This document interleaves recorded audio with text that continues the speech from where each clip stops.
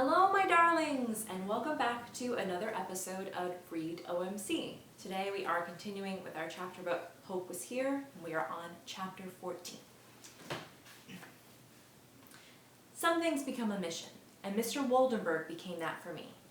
Every Friday, he'd plunk down at the counter and order the same thing, grilled American cheese on white.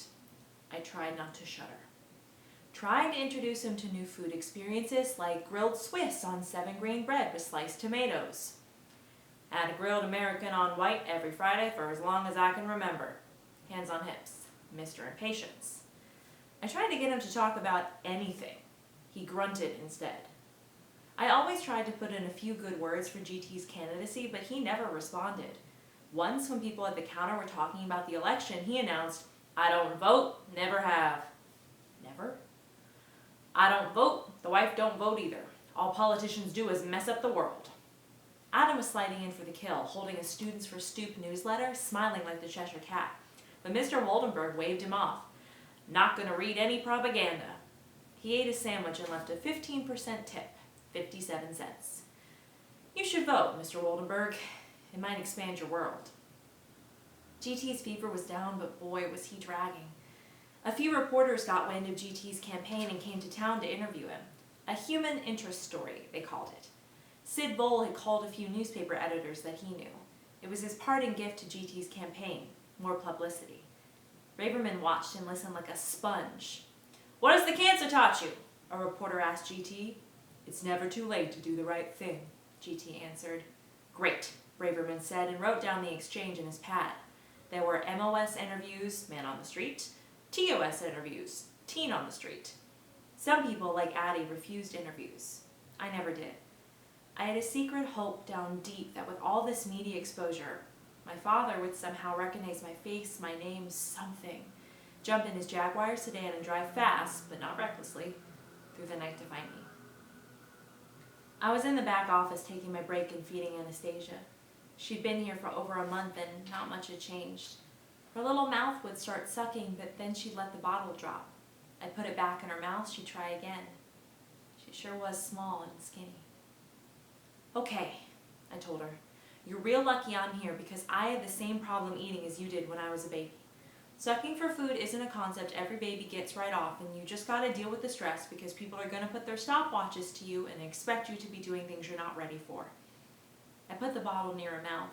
She took a few more sucks and couldn't hold on. "Now, the best thing you've got going for you is that your mother really cares about you. I know this is true because she's making the rest of us half nuts with all her worrying. My mother couldn't have cared less. And I bet that affected my eating in the beginning, so you're way ahead of the game in that department, Anastasia. I think you should feel pretty good about that." I rubbed the bottle's nipple over her lower lip. I'd seen a veterinarian do that once at Miriam Lay's house to get her dog to eat. Anastasia opened her mouth a bit. "Suck," I said. She did, a little. "Not bad. I'm telling you, you get this eating stuff down, lots of things are going to fall into place. At some point, you might want to talk to your mom about your name because Anastasia is almost as big a challenge as the first one I got slapped with. But first things first. Eat, baby. You need the energy. Come on." The bottle slipped out again. I put my finger in her mouth to see what would happen. She grabbed on, started sucking. "That's the stuff. I'm gonna make the transfer now." I moved my finger out of her mouth, brought the bottle in. Not much better. "It's okay. We're just gonna practice it. Do you know your mother loves you so much she lugged a collapsible crib to the diner so you could be here while she worked?" Anastasia was watching me now, smiling a little. "Another thing about your mom. Do you know she can carry 4 captain's platters on her arm and not drop an orange slice? You got an excellent person fighting for you. That's about the best thing a kid can have in life. Someone out there fighting for them. Try this bottle again." She didn't hesitate this time. Took the bottle, drank longer than I've ever seen her. She kept drinking, looking at me. I took a chance, put her little hands around the bottle, pressed them firm so she'd get the idea. "Come on, Anastasia. Hold on." All of a sudden, there was nothing more important to me than this baby holding this bottle herself. There's a sniff behind me. I looked up to see Llewellyn standing in the door, tears streaming down her face. I wasn't sure what to say. You're a good mother, Llewellyn. She shook her head. You are. Believe me, I know the difference.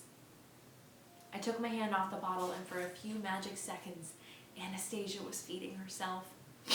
Llewellyn was standing by the door, grinning through tears. I was smiling at Anastasia and trying not to cry myself. The thought kept hitting me over and over. I wonder if my mother ever cried for me. I walked slowly up the back stairs and crashed into the apartment, exhausted from everything. I never take naps, but I was going to take one today. I headed for my room, my soft, clean bed. I kicked off my shoes, getting ready for the experience. Brace yourself, Addie said to me from our kitchen. What? She appeared in the hall, stone-faced. Bad sign. No way to tell you except straight out hope. Your mother's coming to visit. What? She read about what's happening in town, and she's coming up from St. Louis. I felt this heavy cloud fall in the room. Could see Dina filing her nails, telling me she loved me. I don't really want to see her now, Addie. She doesn't tend to ask permission, you know that. You know how weird these visits are. She's driving up, honey. She'll be here in a few days. I flopped down in despair, chilled to the bone in the middle of summer. It's my father who was supposed to be coming, not her. I slammed plates the next day at the diner. Braverman was back at work. It was good to see him until he called me sunshine, and then I told him to back off. I'm doing all I can to avoid stress. Asked Flo to take the 6 top of truckers telling dumb blonde jokes. Tell Llewellyn I'll pay her to wait on the young mother at table 10 with the 5 children, all under the age of 7. I've got 1 hour to go on my shift, and I have not committed murder in any form. I'm squeezing my hands and releasing them to get rid of the tension. I want the gloves on so bad. I really want to hit the big bag. That's when this hotshot reporter swings into the diner like he's God's gift to journalism. Adam Pulver is covered in stew buttons on his way out the door. The guy stops Adam and tells him he wants to talk to some average Americans working on this campaign. Adam points to me and says, "Hope's average." Gee, thanks. This reporter saunters up and asks me how I, an average all-American teenager, feel about the campaign. I try to look distinctive, tell him how GT wants to bring the town together by telling the truth and not playing favorites. GT isn't fake like so many politicians. He really wants to help people. He's not in it for the power or the glory. Where is he now? The reporter demands.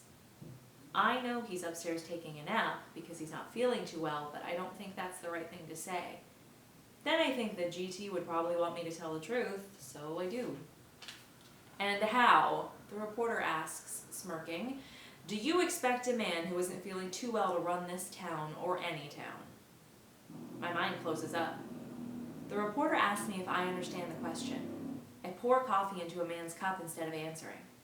Why would a teenager want to spend so much time on this campaign? I feel the heat on my face. Point my number 2 pencil at him. Because I never thought about what it means to be a citizen before working on this campaign. I just took it for granted. Now for the first time, I see how I need to take part in the process. I need to think about my place in society. I need to say no to corruption, even though there is so much of it around. When you listen to GT Stoop, you understand the importance of being an honorable person. You get charged to fight for the truth. You get angry that so many politicians are playing games with people's trust. Are you old enough to vote? He asks. No, none of us kids are. Braverman's loud a hem from the kitchen. Except him. I focus in on my order book like I'm figuring a check. I don't like this man. Don't trust him. What if he dies? The reporter asks like he couldn't care less. I don't want to think about that. The reporter stands there waiting. He isn't going away. I hold my order book tight. Then everyone here, everyone who's known him, will have seen that there are people who aren't trying to sell us down the river, aren't being dishonest behind closed doors. I don't know where you're from, mister. I don't know what kinds of people have let you down. But for me, an average American teenager, knowing there are real people in the public eye or anywhere who are trustworthy and kind makes the whole thing worth it. The reporter writes down what I said. I hope you get it right, I tell him. He smiles. Not a mean one. Surprise. He's lucky to have you fighting for him. Can I use your name in the article? I tell him my name. Hope, he says, writing it down. There seems to be a lot of that around here. From the kitchen, I hear the sound of clanging pots. "You got that right!" Braverman shouts. I was closing up the welcome stairways with Braverman, cleaning the ketchup and mustard bottles, filling the sugar bowls. Braverman put on his brewer's cap and asked if I was okay. "My mother is coming to visit me." Is that good or bad? Bad? Some of each, maybe? I don't know. Braverman sat at the counter, folded his big hands in front of him. His bandage was off his forehead. A long scar would take time to heal. "Got a father like that?" "I'm sorry." "I handle it. What else can you do?" He squeezed his hands when he said it. "I guess I handle my mother too. She's got some good qualities." "I saw my dad just before you and Annie moved up here. Came to the diner and I made him a pork chop sandwich. He loved it, asked how it was made. We sat in a booth eating and talking about all kinds of things. I think meeting up here, where I've really succeeded, made a difference. I don't know where I'm gonna see my mom. You should see her right here. I'll let her see you doing your job. You're the best waitress under 30 I've ever seen." "Braverman, thank you," I had to tell him. "She named me Tulip." Braverman cocked his head. That didn't register. "Tulip? Like the flower? It was my name for 12 years. I hated it. She'll probably call me that when she gets here." Braverman looked like he was going to start laughing. "I can't laugh about it yet, Braverman. Is it all right if I do?" He didn't wait for permission. He lost it right there. "That is the worst name I have ever heard in my life. Tell her, Hope," he said between guffaws, "to never call you that again." I looked down. He didn't know my mother, Dina the Mouth. "Tulip!" he gasped. What was she thinking? I started laughing now too. Never laughed about the absurdity of it. I used to get nauseous in the spring when the tulips came up. There I was, walking through beautiful gardens, wanting to puke. Easter was torture. Braverman was holding his side, laughing. He pulled himself together finally. "But you're over it." I looked at him. "You're not Tulip anymore, no matter what she says." He was right. He took off his cap and bowed. "I think Hope is the perfect name for you." And with that, he walked out the door. My heart flipped at that one. All right, my darlings, we are done for the day. As always, I love you very much, and I will see you soon.